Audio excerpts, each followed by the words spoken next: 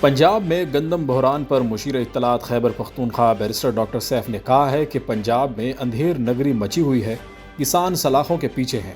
گندم بحران کے ذمہ داران پنجاب اور اسلام آباد میں اعلیٰ عہدوں پر فائز ہیں اور پنجاب کی وزیر اعلیٰ کو کسانوں کے مسائل کا ادراک نہیں ہے۔ بیرسٹر ڈاکٹر سیف نے کہا کہ کسانوں کو احتجاج کے آئینی حق سے بھی محروم کیا جا رہا ہے۔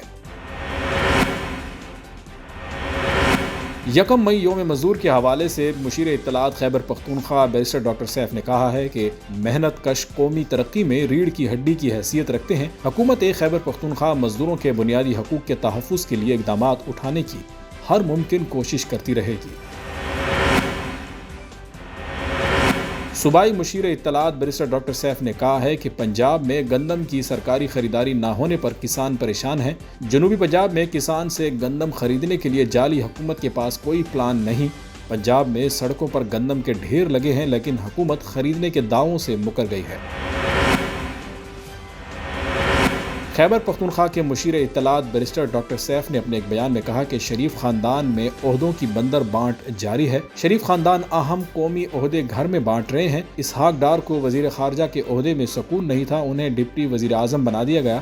آئین میں ڈپٹی وزیر اعظم کے عہدے کی کوئی گنجائش نہیں۔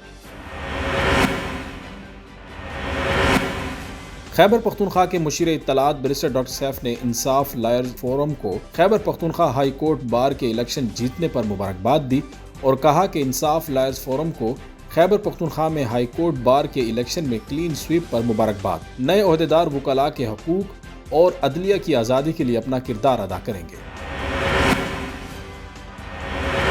خیبر پختونخوا کے مشیر اطلاعات بیرسٹر ڈاکٹر سیف نے کلائمیٹ چینج کونسل اجلاس پر رد عمل دیتے ہوئے کہا کہ خیبر پختونخوا موسمیاتی تبدیلی سے سب سے زیادہ متاثر صوبہ ہے۔ دہشت گردی اور کلائمیٹ چینج نے خیبر پختونخوا میں عوام کو جانی اور مالی نقصان پہنچایا۔